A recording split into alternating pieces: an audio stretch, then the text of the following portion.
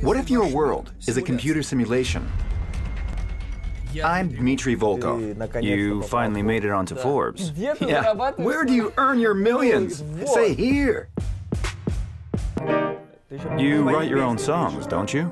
Yeah. I'll play it and you do it over there. So my father goes down in a helicopter crash and dies. Dad! I was shaking. One woman in your life is apparently not enough. It's not about who you have sex with. It's about your own energy. Follow me. I'll dispel your illusions. Thank you for inviting us to your home. You're welcome. Yeah, this is a great honor. My pleasure. Always. Some say that home is a reflection of your values. I think today we'll put it to the test. But first, I'd like to ask you, have you finally made it into Forbes? Yeah. And how has this changed your life? It hasn't. You avoided it for a very long time. I, for one, already knew it. I knew what nobody knew. For me personally, this changes nothing. It just adds another rating scale. Competition sends me into overdrive and you're like Michael Jordan. Yeah, I feel I need to do something. And Forbes, its rating that is, I would say is an artificial incentive to do some things I might not want to do. In other words, doing something that offers a better return on investment. Further, well, you must first make it into 2 digits. 3 digits, it's not exactly... I don't think it's a big problem. You know of them, don't you? So this is actually one of your homes where you've got it made, right? You know, I don't actually pigeonhole myself into any one lifestyle. I've got several, and they're all radically different. And all my homes are different, too. For instance, in New York, I've got a penthouse in Manhattan with a spectacular view of Turtle Bay, of the waters. I can see helicopters flying overhead, quite a few of them. But the apartment is pure New York style. The only thing similar to what I've got here is the grand piano. You've got grand pianos everywhere? Yeah, I have.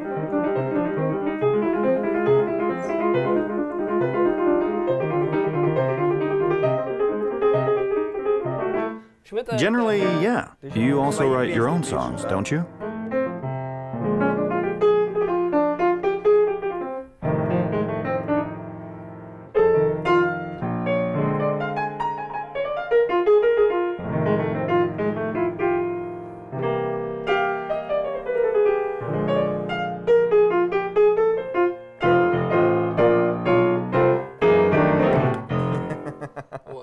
A tune gives you a point of departure. I just don't feel comfortable composing something off my own bat. I think it'll be shit or something. And when somebody's come up with a good tune, then I can compose around it and think, well, even if it doesn't come out great, you know, it's still... I've got a co-author. And this kind of makes me co-responsible. So now that I've got a co-author, even if I change everything that he's done, I feel something of a... But this is a trick, a life hack. If you're afraid that your creative output will fall short of some standard of excellence, then take someone as a co-author and destroy everything he does. Let's do it. They call you the Wolf, don't they? Yeah. There's a song called The Lone Wolf. The Lone Wolf. Yeah. I'll play it and you do it by the numbers.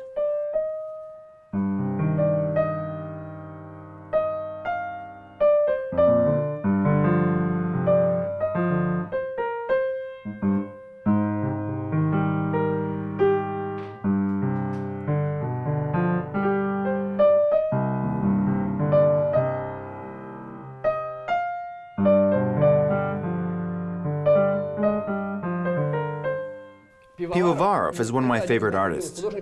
These paintings, this series, which Pivovarov, who is a Moscow conceptualist, based, predicated on his correspondence with a Russian philosopher, not a very famous one or anything. Long story short, he was hooked on her philosophical constructs and her ideas. Here the artist puts himself in opposition to the philosopher, as it were. On one hand, we see how Pivovarov himself sees himself, and on the other hand, to all appearances, Socrates. You can tell it by his nose. The Socratic or Platonic philosophy. One of these ideas is the existence of this perfect world with its eternal, invariable forms. Here we see some geometric shapes, and the artist apparently, for his part, responds in some way of his own to the world of Vid, sees them in technicolor, well, in a word, perceives. This is the artist's vision. Like the spectrum. I like the Lenin with wings. Yeah, this is Volkov. This is a utopian story. Volkov is an artist who unfortunately died more or less 2 years ago. I visited him in his New York studio. This is a Tatlin. Long story short, there was a Russian Soviet constructivist by the name of Tatlin, who was a designer and an engineer. And he, at some point, he was commissioned to build a flying machine. He worked on this flying machine, made these here wings. Later, when they wanted to test it, it proved a dud. And when they asked him, why doesn't it fly, he says, why, it's beautiful. Why would you want it to fly as well? Volkov combined it with Lenin as a theoretician of the state, which essentially is a beautiful idea in and of itself, but unfortunately it doesn't fly either. It doesn't fly. No, it doesn't.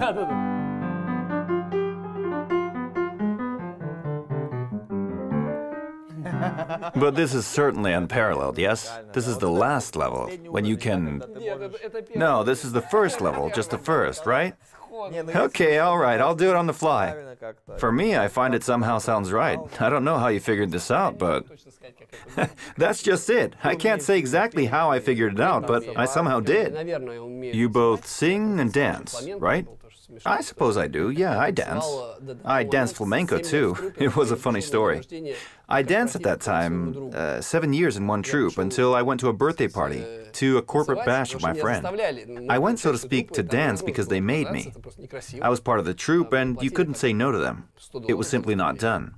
I was paid there something like $100 per performance. I went there to dance, and in the first row I saw my friend, who, as it turned out, was the one who threw that bash. He saw me and says, "So Dima, where do you earn your millions? Here?" And so he encored me, yeah, he did. That was a bit weird. So, long story short, I gave a dance performance at a bash hosted by my friend. And then I decided that it was, well, probably too much. My mom is a musician. She teaches music in Dolgoprudny. She taught school for a long time. My father is a doctor. I hardly saw him back then. That is, I did see him on certain days, like birthdays, but that was all. But the theater is still with you? The theater is still with me as an alternate reality where I could have lived, but don't. I do try in some ways to keep it as a hobby. Yeah, preserve it. To find your way, you need to test yourself, because unless and until you test yourself in real life, because usually people have a bunch of ideas and daydreams like going into business, going on stage, but until you give it a real try in life, yes, in practice, you can never know. Everything that I've tried, I'm still trying to this day, nearly to varying degrees, but I'm still at it. And then trying, I think trying is very important when you're young.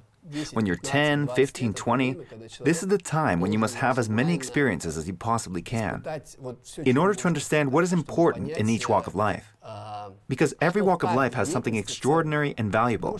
I no longer try, and I haven't for the last 15 years, been trying anything new. I'm essentially building on everything that I tried between the ages of 15 and 20. Who's here? Out with it. This one looks like you. Yes, yes. It's you, isn't it? This is me, yes. There's Democritus, and next, with the two snails. Naturally enough, we didn't come visiting empty-handed. I made a bronze sculpture.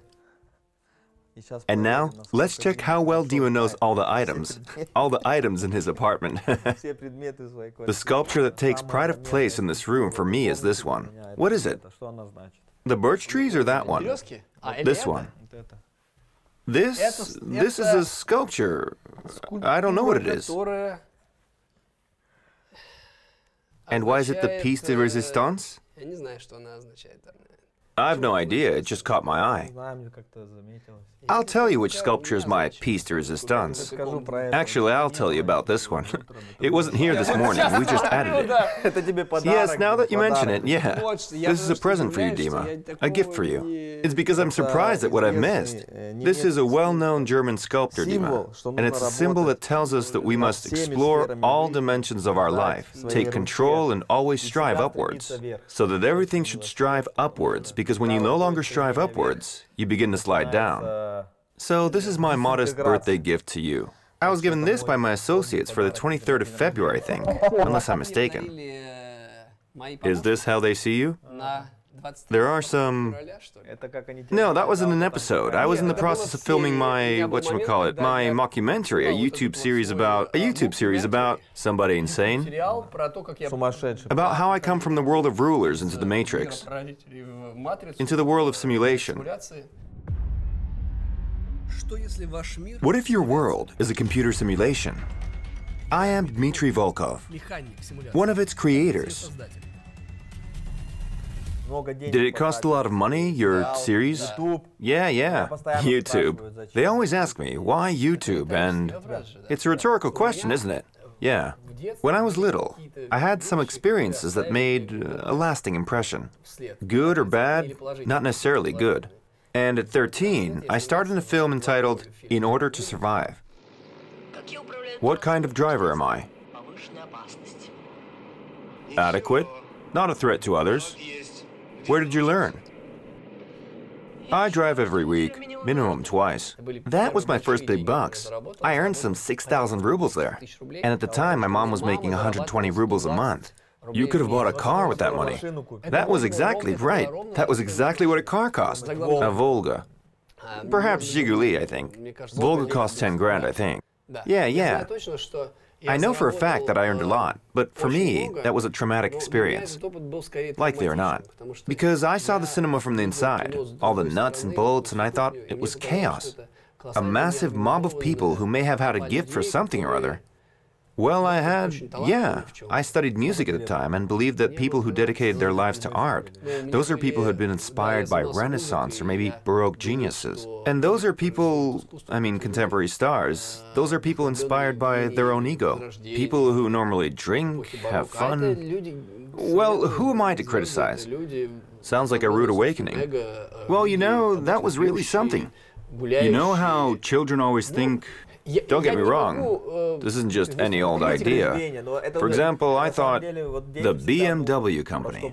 This is, and then I joined it, and when I saw everything from the inside, I was a bit shell-shocked, yeah. And I think that when a young man comes face to face with reality, this fantasy of his doesn't survive. It's destroyed, yes. And the theater. In point of fact, the cinema and theater were two very different things, because it was not entirely by accident that I ended up in the cinema. I've appeared on stage since I was a child. At age 10 or 11, I was admitted to a theater company. It is of great importance at the theater what you feel in your heart, at least in the Stanislavski method. The actor must internalize what he's supposed to portray. And when I got the script, I read it. It was about the tragic story of a boy who finds himself in a situation similar to mine. It was a divorce. He goes to join his father and ends up in a war zone. His father finds himself and starts fighting against gangs. He's nearly killed. He flies on helicopters there, fights. Menshov fights Rosenbaum.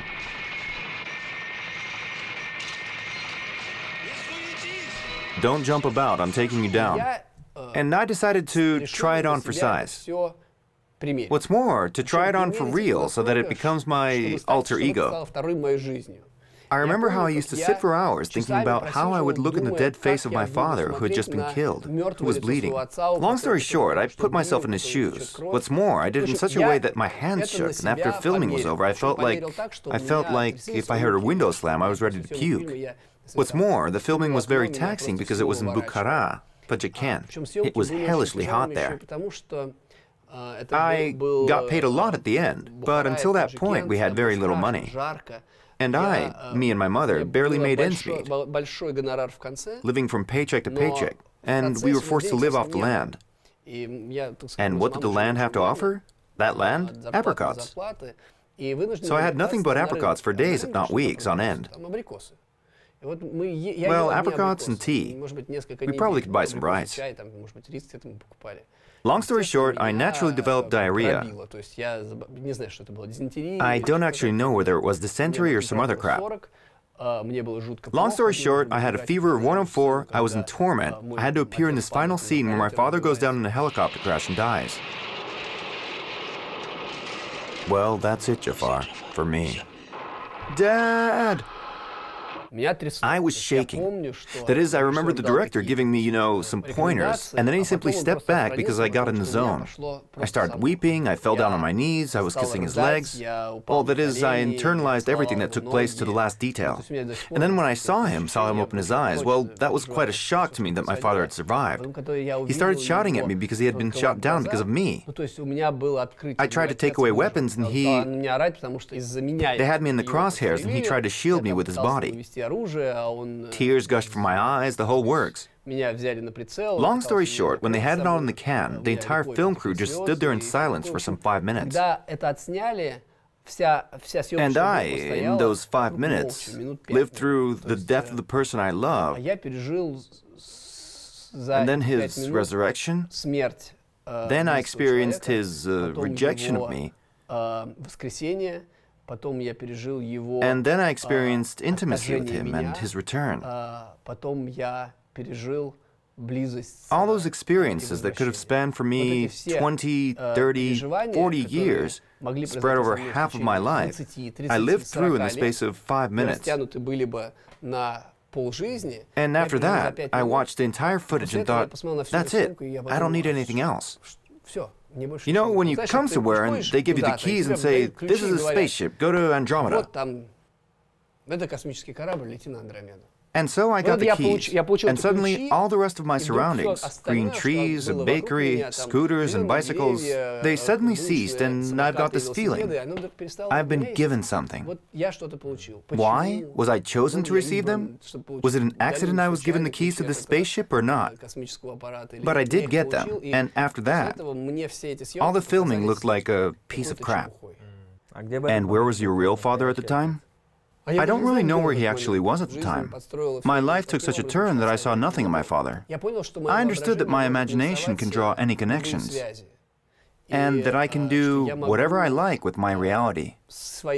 When they had it all in the can, the entire film crew just stood there in silence for some, 5 minutes.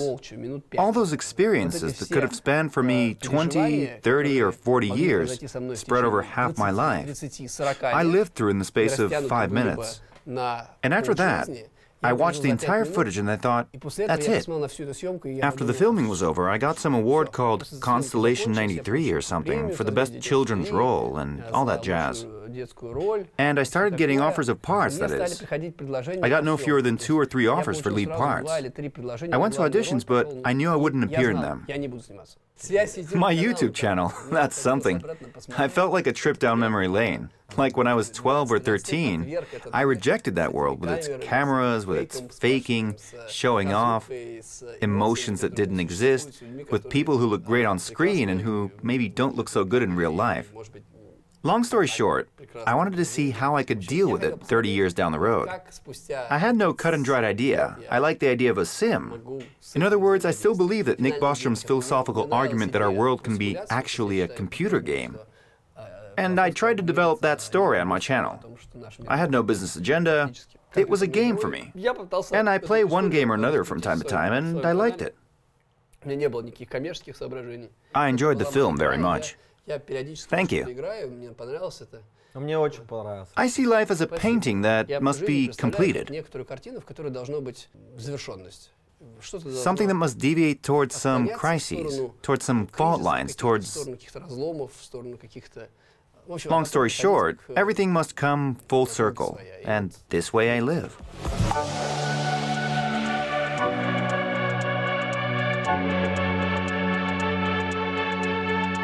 As for many Forbes people, mating for life is apparently not for you. What do you mean? Please share your philosophy. Well, you know, I actually married twice, and stayed married for 7 to 8 years. And now I, despite the fact that those divorces took place fairly long ago, I have no desire to repeat the experience. Well, there is one more thing.